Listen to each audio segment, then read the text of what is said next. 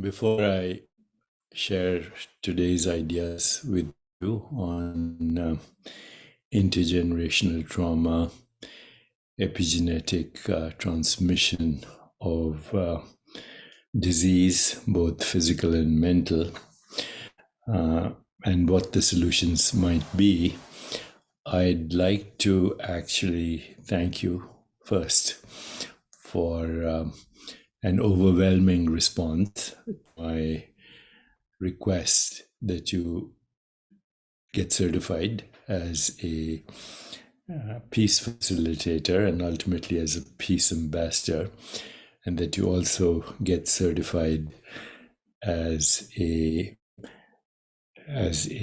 soul of leadership teacher, basically qualified to teach the soul of leadership. You can access these programs by going to Chopra Foundation Institute, and the exact URL is www.cfi.choprafoundation.org. Again, www.cfi.choprafoundation.org. And you can begin to become a teacher of soul of leadership and a facilitator of peace is the way, and ultimately an ambassador for peace is the way. Because I think this is the only solution to the recycling of trauma that is happening across the world. So let's discuss the consequences of the epigenetic transmission of intergenerational trauma, which has been associated with a number of diseases, including post-traumatic stress disorder, depression, anxiety, bipolar disorder, schizophrenia, addiction, obesity, heart disease, diabetes, autoimmune, and much, much more. It has been shown that children of Holocaust survivors are more likely to experience PTSD and other mental health problems, even if they were not directly exposed to the trauma. This suggests that the trauma experienced by their parents can be passed down through epigenetic changes. Epigenetic changes can also affect the way genes are expressed, which can lead to, of course, changes in physical health. And there are many studies now showing that children of mothers who were exposed to famine during pregnancy are more likely to be obese and have diabetes. The exact mechanism by which epigenetic changes are transmitted from one generation to the other are being elucidated right now, and they involve what are called genetic switches that go on and off.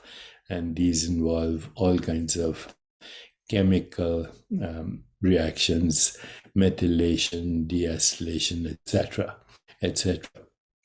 Basically, trauma is, and pain and suffering is almost taken to be granted, but now, because of our modern capacities, it's almost a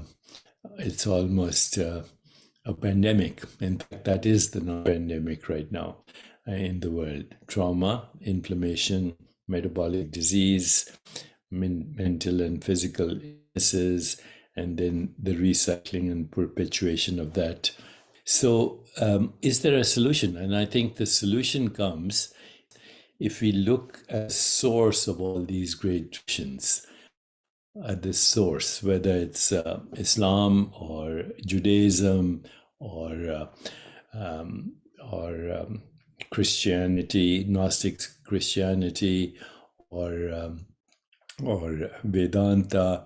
I think if you go to the source of all those spiritual experiences, which include transcendence, emergence of Platonic values, the loss of the fear of death, then you can go a little deeper now, inward, to understand that the concepts of Brahman, Ein Sof, Allah, and also Gnostic Christianity all share the idea of an ultimate transcendent reality. that is beyond human comprehension, irreducible, fundamental, and the source of all experience.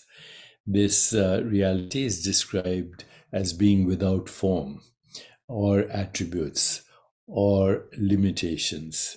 This reality is not limited by its expressions. In Sufism, Ein Sof is seen as the boundless and unknowable essence of divine consciousness, or if you want to call that God, that's also okay, but of unlimited, unbounded divine consciousness. In Judaism, Ein Sof is the hidden and infinite aspect of the divine that is beyond all of creation. In Vedanta, Brahman is the ultimate reality from which all of existence occurs. In all these traditions, the ultimate reality is seen as being the source of all creation. So, the source. In Sufism, Sufi Islam, Ein Sof is the emanation from which all created world flows. It's like the emanation of consciousness. In Judaism, Ein Sof is the source of the 10 Sephirot, the emanations through which the divine infinite being creates the world. In Vedanta, Brahman is the source of all manifestations. And if we look at all these traditions, then the parallels are actually almost inescapable. The parallels and the between these traditions are all similar. In all these traditions, there's a strong emphasis on the importance of inner experience and direct knowledge of the divine. In Sufism, this is called marifa. But also it has similar parallels in different traditions. The ethical traditions are also similar. In Sufism, the ethical tradition is called Sharia. In Judaism, it is called Holokha. A Jewish law. In Vedanta, it is known as Dharma or righteousness, upholding the tradition. In other words, Brahman, Ein Sof, and Allah all share the idea of ultimate transcendent reality that is beyond human comprehension. And so when we look at all these traditions, it's similar, exactly similar. So is the solution actually going back to the source of all these traditions, including in Christianity? You know, the Christianity, we also have something called the Gnostic Gospels. And Gnostic Christianity, again, similar to Sufi Islam, Vedanta, Hinduism, Buddhist philosophy, there's a focus on inner experience of the divine. And so all these traditions are emphasizing a direct personal experience of the divine, and they actually all have similar methodologies to do that. As I said, a belief in the importance of self-knowledge. All these traditions teach that the spiritual understanding comes from knowing oneself. And this involves a process of inner purification and transformation. All these traditions also hold that the world is a projection of our consciousness, and therefore, in a sense, illusory. But if we're immersed in it, of course, it's real. All these traditions teach that the world as we perceive it is not really ultimately real. It is seen as a veil that obscures the true nature of reality. And all these traditions believe in the possibility of liberation. They all teach that it is possible to achieve liberation from suffering. And this is known as merging with the divine. To the extent we know the divine, we actually have attributes of the divine: infinite possibilities, infinite self-regulation, evolution, correlation, creativity, archetypal consciousness, transcendence, and divine love. In fact, that's what the word Advaita means.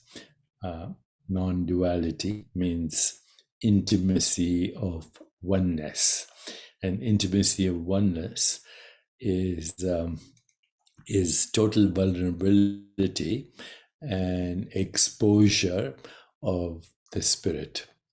There's a beautiful poem of Rumi which says, if you're not naked by now, go back to sleep.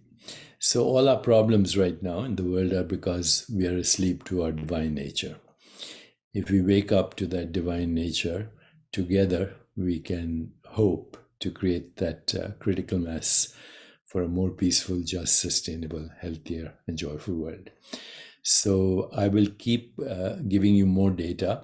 I will be sharing insights from my new book, Quantum Body, co-written by Jack Tuzinski, who's a quantum physicist, and Brian Fertig, who's a neuroendocrinologist like myself. I'll share with you the connection between the subtle world, the quantum world, and the physical world, and how, irrespective of which tradition you come from, you can go to the source. The source in wisdom traditions is called the causal body, or the source of all experience. In science today, we might call it the quantum field if we agree that the field is self-aware, self-organizing, self-evolving, and self-regulating, and that we are that field, and we are the knower of that field. So, my friends, go to Chopra Foundation Institute. The URL is www.cfi.choprafoundation.org, and become a certified teacher of both the soul of leadership and a peace facilitator, and ultimately a peace ambassador. Together, let us heal ourselves and heal the world.